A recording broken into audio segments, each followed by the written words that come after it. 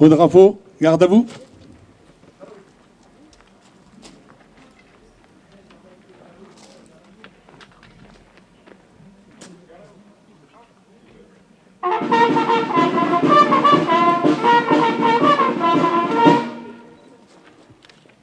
Pour la levée des couleurs, le commandant Airview avec le capitaine Ir. S'il vous plaît, voulez vous avancer avec Laurent Mounier, adjoint.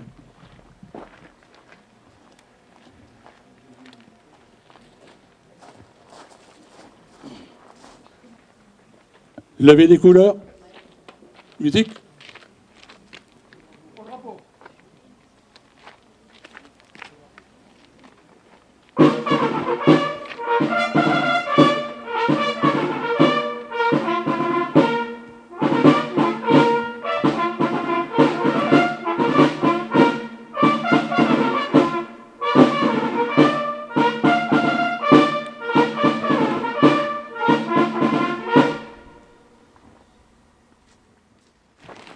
Donc nous allons procéder au dépôt de gerbe, donc au niveau du char.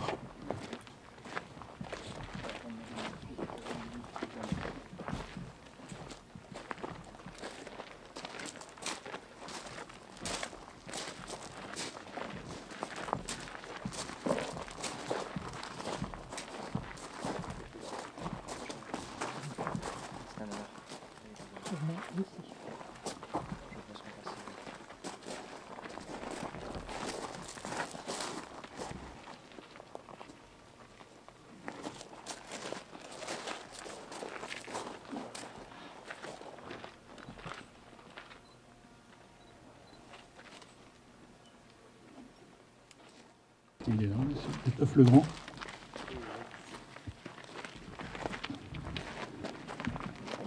Également au niveau du char.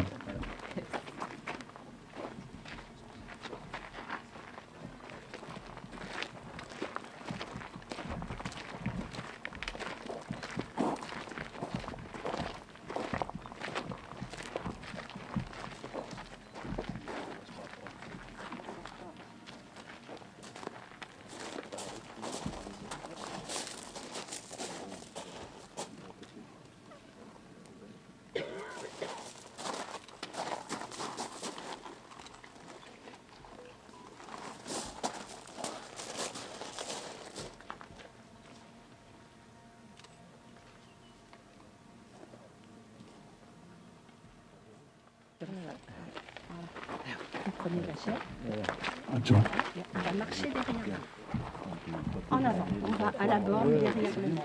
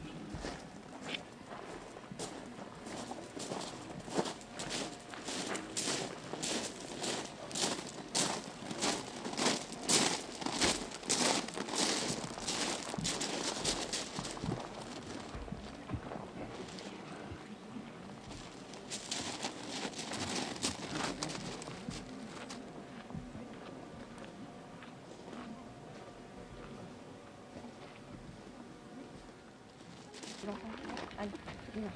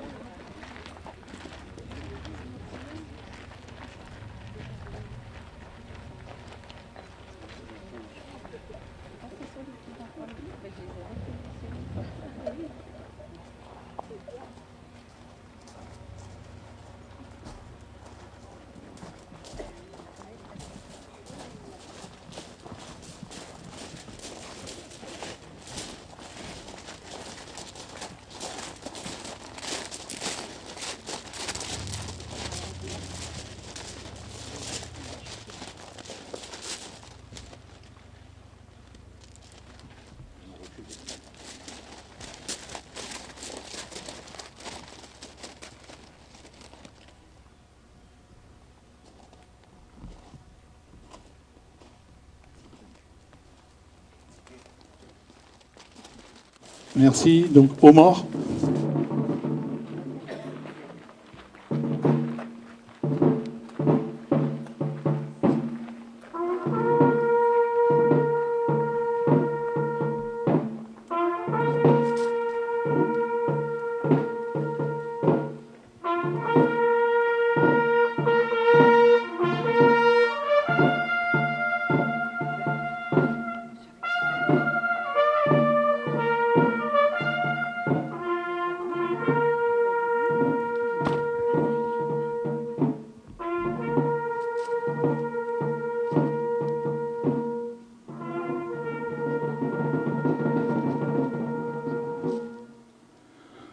En l'honneur de tous les anciens de la 2e DB, nous allons observer une minute de silence, et plus particulièrement aujourd'hui pour le colonel Michel Bunouf, Robert Drouin et Jean-Jacques Caffieri.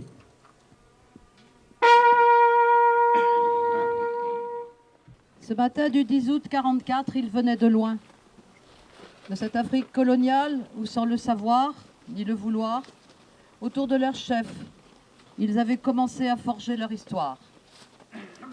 D'Angleterre, ensuite, où ils s'étaient rassemblés et avaient reçu leur insigne et leur drapeau. Puis de Normandie, où ils avaient débarqué le 1er août pour enfin rejoindre ceux qui les avaient précédés et eux aussi participer à la libération de la France, avec toujours présent à l'esprit le serment de Koufra. Depuis des années pour certains, des mois pour d'autres, sous les ordres de Leclerc, au sein de la force L, puis de la 2e division française libre, enfin de la 2e division blindée, ils s'étaient formés, entraînés, ils avaient combattu, tous animés du même objectif. Ils avaient 20, 30, 40 ans, ils étaient de toutes origines, de toutes confessions, quelles que soient leurs armes et d'où qu'ils viennent, ensemble. Ils ont formé autour de Leclerc cette division de légende dont nous commémorons les actions encore une fois ce matin. Fractionnée à l'américaine en 3 groupements tactiques, la 2e DB comptait notamment le groupement tactique du colonel de Langlade, divisé en 2 sous-groupements, l'un aux ordres du commandant Massu, l'autre aux ordres du commandant Mainjonnet. Le 10 août, vers 7 heures, tombe l'ordre de mission suivant. Le sous-groupement du commandant Mainjonnet avancera en progression offensive face à l'ennemi sur l'axe D suivant. Savigny-l'Évêque, Courcebeux, le Sablon à Mézières-sous-Ballon, Pontoin et Dangeul. Recommandation: compte tenu de l'étroitesse des voies empruntées, des larges haies et des fossés, il est recommandé de dégager la route au maximum et en cas de contact avec l'ennemi, de se déployer si possible.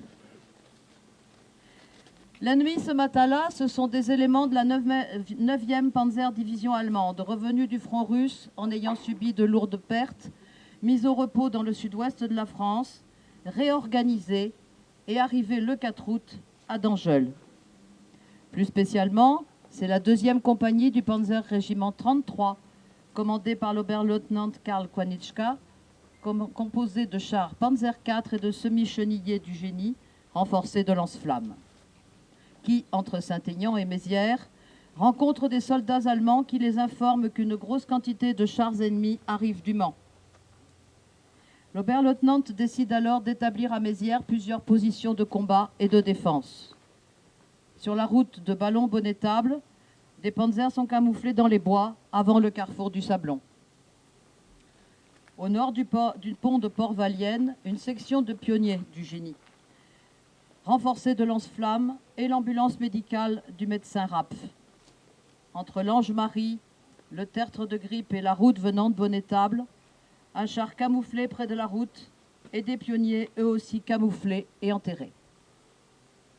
L'avant-garde de l'ADB est aux ordres du capitaine Argus et la colonne prend sa formation de combat. Les 5 chars du peloton du lieutenant Zagrodzki, le Bordelais, l'Armagnac, le Médoc, l'Aquitaine et l'Entre-deux-Mers, une section d'infanterie, AA5 Alftrak, les 5 chars du peloton du sous-lieutenant d'Arkang, Navarre, Guyenne, La Soule, Labour et Bigorre, les véhicules de commandement du capitaine Argus, son char Gascogne, son Alftrak radio Orion et la Jeep Ladour qui s'intercalent, les 5 chars du peloton de Misco et une section du génie. Il fait beau le jeudi matin 10 août 44. La colonne passe par Coursebeu, le hameau du Jarrossé, puis en vue du carrefour du Sablon, au croisement de la route Ballon-Bonnetable, un pilote de Alftrak qui suivait le peloton de chars raconte: j'eus tout le loisir de voir Zagro arrêter son char à la hauteur de la ferme de droite un peu avant le carrefour. Zagro se penche du haut de sa tourelle et parle quelques secondes à un homme habillé en marron qui se tenait sur le bord de la route, avant de nous signaler du bras de reprendre le mouvement en avant. Il sortait bientôt de notre vue en tournant à droite et en s'engageant sur la D6, suivi de l'Armagnac. Ils sont tombés dans un piège. À la réflexion, il est évident que cet homme habillé en marron était un Allemand camouflé, qui récidivera, lui ou un autre, le lendemain à Ancines. Quelques secondes plus tard, plusieurs coups de canon et de mitrailleuses les prennent de flanc et détruisent le Bordelais et l'Armagnac, qui brûlent. Le lieutenant Zagrodzki, le copilote Dionnet, le servant du canon Jules Clément, du Bordelais, et le maréchal des logis Aurélien Combali de l'Armagnac sont tués. Le brigadier Étienne Caillat-Grenier, transporté au Mans, y succombera à ses blessures. La réaction du Médoc, de l'Aquitaine et de l'Entre-deux-Mers est rapide. Ils traversent la route, prennent position dans un verger et martèlent les positions allemandes invisibles depuis la route. Mais lors de cette manœuvre, l'Aquitaine et l'Entre-deux-Mers sont sérieusement touchés, tandis qu'un Alftrak du régiment de marche du Tchad est détruit, Djilali Ben Lassen et Mohamed Ben Halal tués. Vers 10h30, le commandant Majonnet arrive sur son char, l'Escouadis, en retrait du carrefour, et retrouve le capitaine Argus, qui s'est rapproché du Navarre et a donné au sous-lieutenant d'Arkang l'ordre de partir avec le 2e peloton en reconnaissance sur la gauche et vers le nord pour tenter de surprendre les Allemands sur leurs arrières, tandis que 2 sections du RMT sont envoyées s'infiltrer sur la droite et sur la gauche pour prendre l'ennemi à revers. Un Alftrak réussit à disloquer une position allemande, mais dans l'action, Djilali Ben Lassen et Mohamed Ben Halal sont tués. Le capitaine Argus est sans nouvelles du peloton d'Arkang. Ces 2 postes émetteurs radio ne répondent pas aux appels. Le Navarre a pris la tête du peloton. Il se dirige vers le nord du carrefour Le Sablon pour débusquer l'ennemi. Mais lors de cette manœuvre, un char de son peloton, le Guyenne, est touché. Le Navarre perd le contact avec les autres chars qui adoptent une position défensive, détruit un canon anti-char par surprise. Il n'a plus de radio, mais il ne peut que poursuivre sa progression. Il s'avance seul vers l'Ange-Marie, cœur du dispositif ennemi, et dans son incursion surprend un blindé et le tire. Mitraille quelques véhicules légers, des groupes de fantassins, et sème la surprise, voire l'effarement parmi les Allemands. Mais sa mitrailleuse s'enraye. Après quelques détours, il débouche sur la route de Coursemont et tourne à droite vers le Sablon, essuyant de plein fouet plusieurs obus performants du char Panther IV camouflé quelques heures plus tôt par les Allemands. Le radiochargeur Henri Bayona et l'aide-pilote Bernard Pournot sont morts dans le char. Le sous-lieutenant Betouan Arkang, très grièvement blessé aux jambes, est sorti du char, transporté dans la ferme Les Hauts-de-Forges, toute proche, dont les habitants tentent de le réconforter. Puis il est évacué sur l'hôpital militaire de Sargé, où il mourra de ses blessures le lendemain. Le tireur Michel de Vaumas et le pilote Jean Castalion, faits prisonniers, sont emmenés au château de Dangeul. Évacués par les Allemands pendant la nuit suivante, ils retrouveront la liberté le lendemain. À 10h30, pour soulager les troupes au sol, le commandant Majonnet demande l'intervention de l'aviation américaine de Marolles-les-Braus.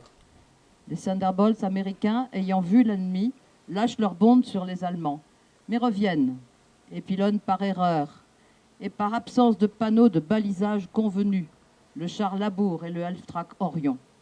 Le Labour brûle et l'Orion est détruit. Le maréchal des logis Alexis Laborde, les pilotes Roland Courty et André Bournonville du Labour et les chasseurs René Virez et Casimir Borde de l'Orion sont tués. Ils succomberont plus tard à leurs blessures. Au Sablon, l'incursion du Navarre, les violents tirs de concentration des 2 batteries sur les positions allemandes qui pendant plus de 10 minutes subiront les tirs de plus de 400 obus, les bombardements aériens, la poussée de l'infanterie font se replier l'ennemi vers le nord-est de Mézières. Il est 13h. Le bilan est lourd, 15 tués, 25 blessés, 2 prisonniers, sans compter les dégâts matériels. D'autant plus que rien n'est réellement résolu. Le colonel de Langlade a demandé au commandant Massu, parti sur l'axe C vers Saint-Mars-sous-Ballon, Lucé et Nouan, de prêter main forte au commandant Majonnet pour dégager le nord de Mézières et de tenir jusqu'à son arrivée. Venant de Saint-Mars, arrive la colonne Massu, composée en avant-garde d'un peloton de chars légers du 12e RCA, des Half-Track de l'infanterie des 5e et 6e compagnies du RMT et une section du 13e génie avec les véhicules de commandement. L'infanterie allemande, partie arrière des blindés du Sablon, est équipée de lance-flammes et de mitrailleuses lourdes. Elle s'est placée en embuscade sur les hauts talus qui bordent la route venant de Saint-Mars, tandis que l'avant-garde de la colonne Massu continue en direction du hameau de la Sonnerie. Vers 11h, les chars légers du 1er escadron du 12e RCA, le Normandie, le Perche, Beauvaisis, Vexin et Cotentin, arrivent sans méfiance. L'infanterie allemande, équipée de lance-flammes et de mitrailleuses lourdes, s'est placée en embuscade au carrefour de la Sonnerie sur les hauts talus de la route. Le Cotentin est arrosé au lance-flammes et tous les membres de son équipage sont brûlés. Le maréchal des logis Jeannot, le brigadier Grosjean sont récupérés et évacués. L'aide pilote la traite et soignée par un médecin capitaine allemand, Franz Rapp. Et le brigadier Lamolle, fait prisonnier, retrouve Jean Castalion du Navarre dans le véhicule qui l'emmène. Le reste des blindés est sévèrement mitraillé et un half-track du 2e RMT est détruit. L'avant-garde de la colonne reçoit alors l'ordre de contourner cette résistance en passant par Pontoise. Embusquée sur les rives avec des tireurs d'élite et des canons, la résistance allemande est acharnée et les combats violents. Ils ont mission de faire sauter les ponts. Il est 16h. Une autre compagnie de half-track est engagée pour empêcher l'ennemi d'arriver à ses fins. Le half-track de commandement Surcouf est détruit et l'adjudant-chef Quentin tué. Des renforts sont demandés à Massu qui envoie 2 sections d'artilleurs et d'obusiers. Il leur faut encore une grande heure pour se rendre maître de la situation. Les ponts sont dégagés et intacts, mais les pertes sont sévères. Tout à la 6e compagnie du RMT. Outre l'adjudant-chef René Quentin, promu compagnon de la Libération à titre posthume en 1946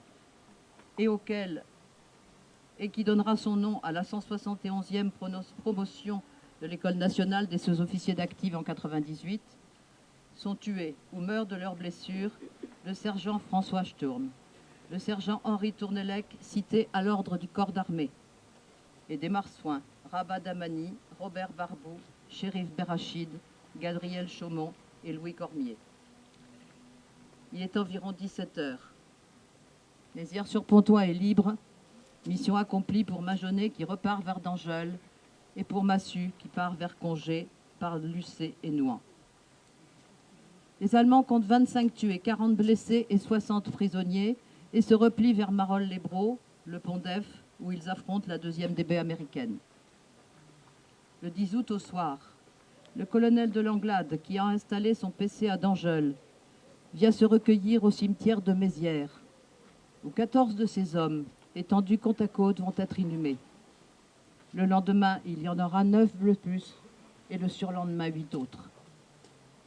Le 25 août, un service solennel est célébré à leur mémoire et l'église est à peine assez grande pour contenir l'assistance.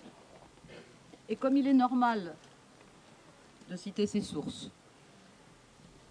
le livre de Fabrice Avoy, qui s'appelle Sarthe, août 44, histoire d'une libération, paru en 2003, m'a fourni bien des précisions et des détails précieux. Monsieur le sous-préfet, mon général, Madame le maire de Saint-Martin-de-Verville, messieurs les vice-présidents de la communauté de communes, mesdames, messieurs les maires et adjoints, mesdames, messieurs les conseillers municipaux, mesdames, messieurs les présidents d'associations, chères familles, chers enfants, nous sommes tous réunis aujourd'hui pour rendre une nouvelle fois hommage à tous les combattants de la 2e DB du général Leclerc, qui ont libéré notre village il y a 80 ans, le 10 août 1944. Maire de Mézières-sur-Pontoin, je m'inscris de nouveau cette année dans la lignée de ceux qui m'ont précédé dans cet exercice de mémoire. Je veux citer Henri Bergeau, maire de l'époque, Narcisse Erard, qui célébra avec éclat le 10e anniversaire, Gustave Surmont et surtout Marcel Laloué, qui fut à l'initiative de la venue de notre char Sherman, inauguré en 1996 par le général Massu sous le mandat de Gilbert Gaoui. En 2010, répondant à l'initiative de Mme Ghislaine Le Barbanchon, maire de Saint-Martin-de-Verville, le conseil municipal et moi-même avons installé la borne de la voie de la 2e DB qui inscrit notre village, comme bien d'autres en France, dans la trajectoire libératrice de la 2e DB vers Strasbourg.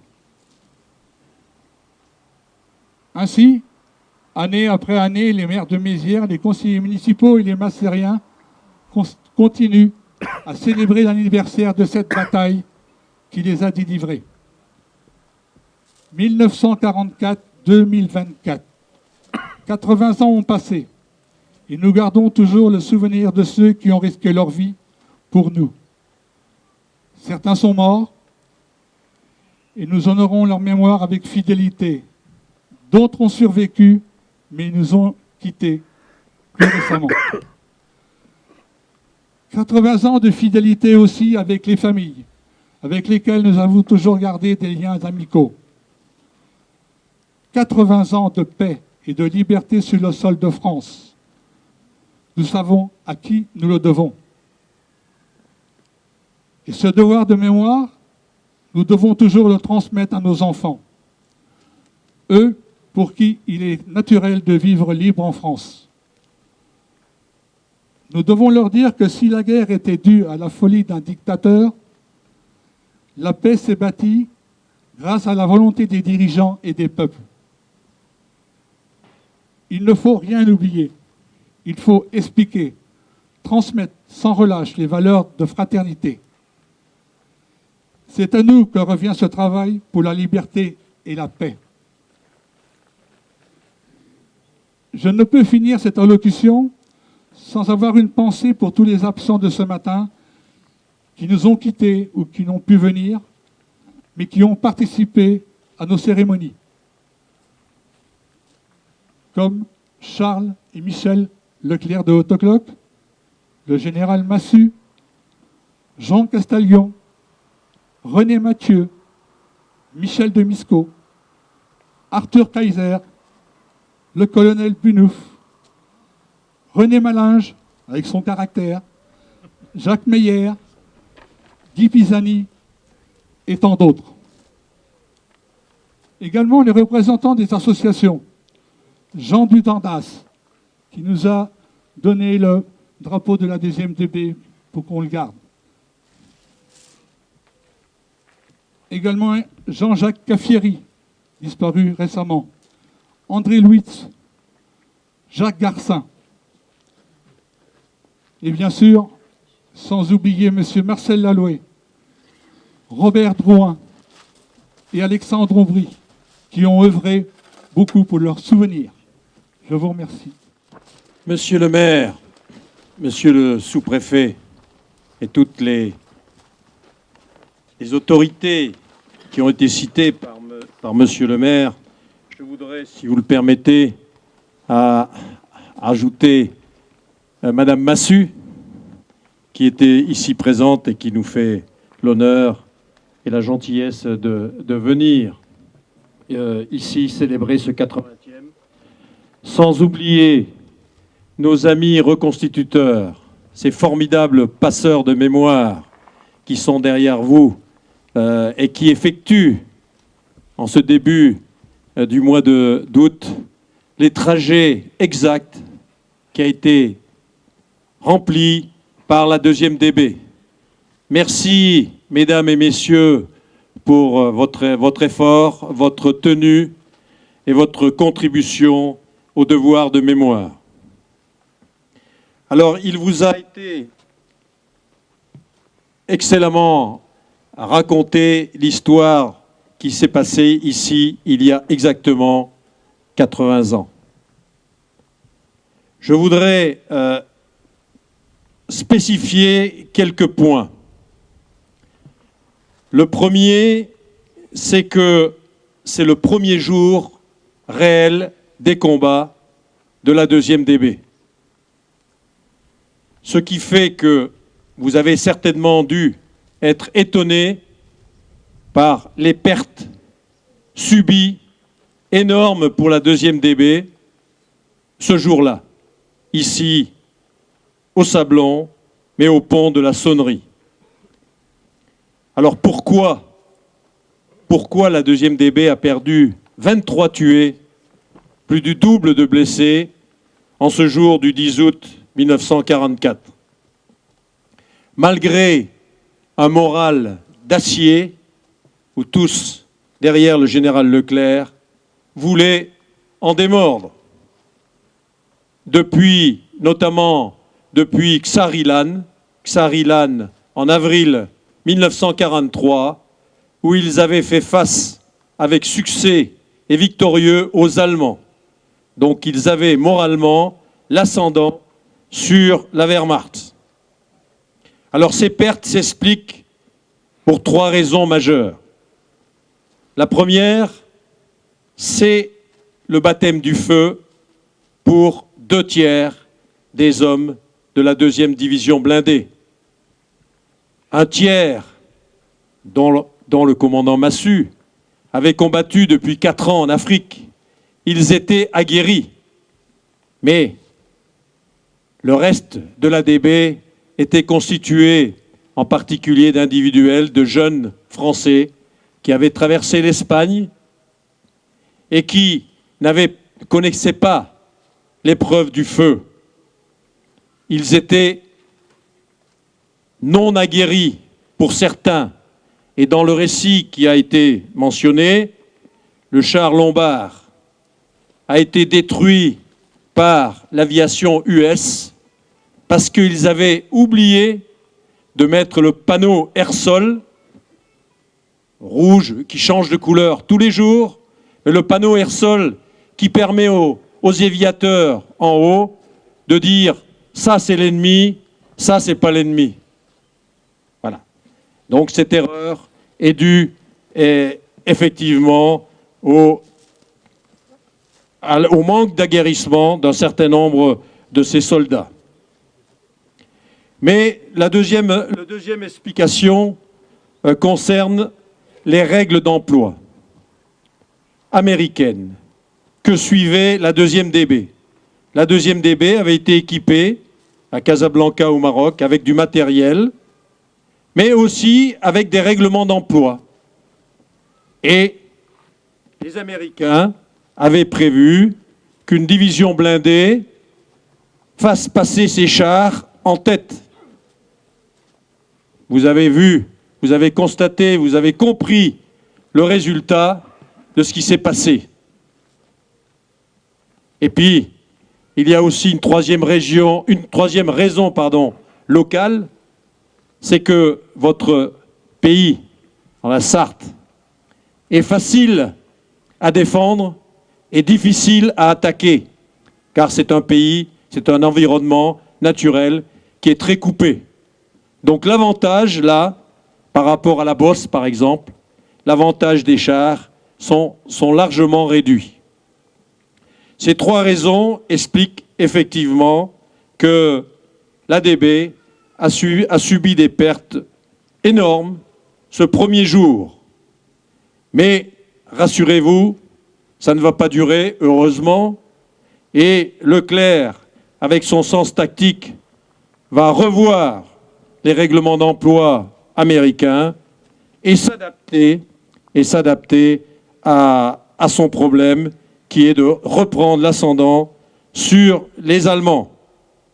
Alors, il va, je dirais, faire passer en tête des éléments légers, des jeeps, entre autres, et puis il va aussi demander aux chars et à l'infanterie d'être beaucoup plus proches les uns des autres, car par exemple dans une forêt, un char est très vulnérable, il a besoin d'infanterie. En ville, pareil. Donc vous allez voir, après cette première journée, des fantassins qui vont grimper à l'arrière des chars. Et puis aussi, il va faire passer les artilleurs, enfin ceux qui commandent les tirs d'artillerie, avec le premier échelon. Et ces réaménagements vont permettre, par la suite, dans les jours suivants, le 11, mais surtout le 12, de libérer la première préfecture française, Alençon, libérée par des Français. Alors, ce réaménagement, cette réorganisation, complétée par la tactique propre à Leclerc, va faire un tonnerre de victoire jusqu'à Strasbourg, puisque vous parlez du serment de Koufra. Leclerc, vous le savez, ne refusait le choc frontal et manœuvrait. C'était un précurseur à son temps. À l'époque, les règles d'emploi de l'armée française étaient comme celles qu'on avait prises en 1914-18, était le choc frontal, c'est-à-dire que quand il y avait quelque chose qui butait, on allait le casser. Voilà. Leclerc, lui, manœuvrait, préférait manœuvrer, déborder et prendre un revers. Leclerc, c'était la vitesse. La vitesse qui ne permettait pas à l'ennemi de se réadapter, de réorganiser ses positions au fur et à mesure de son repli. Et bien souvent, en particulier à hauteur de Carouge, dans la forêt des Couves, au nord d'Alençon, il va créer la panique dans les rangs allemands. Et puis c'est la surprise. Troisième vecteur que privilégiait Leclerc, la surprise, c'est-à-dire qu'il essayait d'arriver toujours là où les Allemands ne l'attendaient pas. Le carrefour des Sablons, sur un axe important, était un objectif que, par la suite, ils n'ont jamais reproduit ce genre d'erreur. Alors cette unité qui s'est adaptée à l'expérience, ça a permis ici de faire une espèce de galop d'essai dramatique, mais qui a été nécessaire et qui a permis de prendre les bonnes mesures. Car très vite, la 2e DB va devenir le fer de lance de l'armée américaine, en particulier de la 3e, et plus particulièrement du 15e corps d'armée américain sous lequel la 2e DB servait. Et le général Patch, grand chef d'armée américain, désignait la 2e DB sous ces termes: ce sont des crack troops. Crack troops. Et même les Allemands ont vite craint la 2e DB, car ils l'appelaient la Blitz Division. Blitz Division, ça veut dire la division Leclerc. Alors les Allemands avaient fait certainement aussi un jeu de mots avec le nom du général Leclerc de Haute-Cloque. Voilà. Je remercie particulièrement la commune de Mézières-sous-Pontoin, où le maire l'a dit de manière très précise, une fidélité hors du temps, puisque même 80 ans après, on est toujours là, tous aussi nombreux, pour commémorer et rendre hommage à ces nombreux soldats de la 2e DB tombés ici. Je pense qu'il est nécessaire qu'on insuffle à aux jeunes générations, cet esprit de défense sans lequel, notre démocratie serait en danger. Merci à Mézières et à son fidèle maire en particulier, qui est souvent avec nous dans toute la France pour participer à nos commémorations. Donc merci de poursuivre ce devoir de mémoire. Mézières, je vous le dis, fait partie au sein de la Fondation Leclerc des communes particulières avec qui nous aimons travailler et avec lesquelles nous aimons venir participer à leur cérémonie annuelle. Vive Mézières-sous-Pontoin, vive la 2e DB et vive la France. Monsieur le maire, mesdames et messieurs les maires, mon général, mon commandant, mon capitaine, messieurs les présidents des associations patriotiques, chère Madame Massu, je tiens à vous remercier pour votre présence et aussi vous dire ce qu'on doit à votre mari. Et je tiens à vous remercier d'être parmi nous aujourd'hui. Mesdames, Messieurs, Monsieur le maire, je vous remercie pour votre invitation à venir célébrer avec vous le 80e anniversaire de la libération de la commune. C'est un véritable honneur pour moi d'être présent 2 mois après ma prise de fonction. Il y a 80 ans, des milliers d'hommes et de femmes ont donné leur vie pour libérer notre sol, notre nation et le sol européen. Ils ont traversé l'Atlantique, la Méditerranée et la Manche pour se battre pour notre liberté. C'était ce moment d'ultime sacrifice que l'on nomme la libération. Les effusions de bonheur qui suivirent furent à la hauteur du sacrifice. Après les canons, les cris de joie couvrirent pour toujours le joug nazi. Dans les rues, dans les maisons, sur les places des villages, la reconnaissance pour les libérateurs est totale. Le bleu, blanc, rouge réapparaît avec fierté. La Marseillaise est de nouveau chantée au milieu des sirènes des jeeps. Cet engouement, même 80 ans après, vit toujours. Il vit grâce aux passeurs de mémoire, à tous ceux et toutes celles qui s'engagent, comme aujourd'hui, qui font de la reconstitution, à notre musique qui est présente, à nos porte-drapeaux, aux présidents des associations patriotiques. Tout cela vit grâce à chacun d'entre vous, et je tiens à vous en remercier. Ici, à Mézières-sur-Pontoin, et cela a été rappelé il y a 80 ans, jour pour jour, la bataille fut rude. Alors qu'elle venait de libérer le Mans, la 2e division blindée du général Leclerc livre un combat terrible ici, contre la 9e Panzer Division allemande. Alors que le premier peloton commandé par le lieutenant Zadrowski avance vers Mézières, les libérateurs tombent sur une embuscade allemande. 6 soldats trouvèrent la mort ici durant ces combats. Après une longue matinée, Mézières est libérée dans l'après-midi. Elle est la première commune libérée en combat par la 2e DB française. Le lieutenant Zadrowski, chef de char. Le maréchal des logis Aurélien Combali, chef de char. Gabriel Dionnet, copilote mitrailleur. Jules Clément, le servant. Ben Lassen Djilali, Ben Halal Mohamed. Mourir ici pour notre liberté. Et 23 autres perdirent la vie dans ces combats. Alors aujourd'hui, à l'image de cette cérémonie, la France n'oublie pas ses enfants tombés au champ d'honneur. Nous ne les oublions pas. La France n'oublie pas tous ses combattants et résistants à qui elle doit de vivre libre. Mesdames, Messieurs, alors que la guerre est de retour sur le sol européen, nous prenons plus que jamais conscience que notre liberté et celle de nos enfants ne sera jamais acquise. Aucune nation n'est éternelle. Elle doit en permanence faire preuve de vitalité comme le général l'a rappelé, de mémoire et de cohésion pour surmonter les épreuves. Nous savons que la liberté est notre combat de chaque matin. Au nom de la nation et au nom de nos concitoyens sarthois, je salue en ce jour la mémoire de nos libérateurs et leur exprime, à leurs descendants et à leurs familles, ma profonde déférence et ma plus vive reconnaissance. Vive la République et vive la France. La Marseillaise.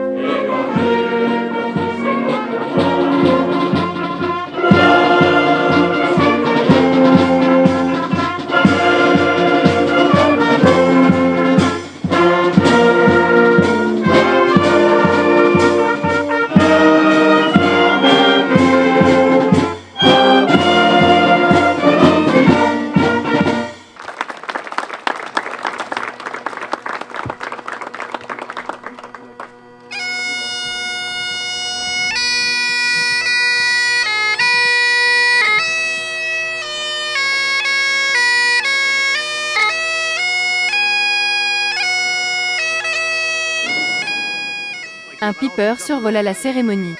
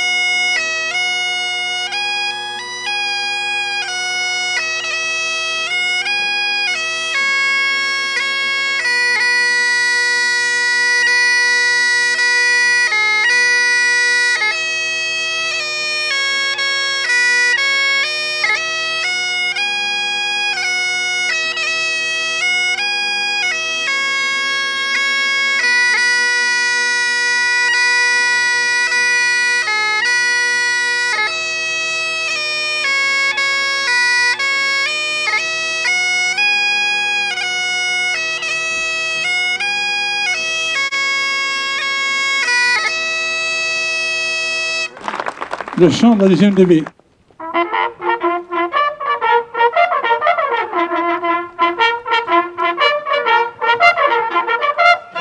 Thank you.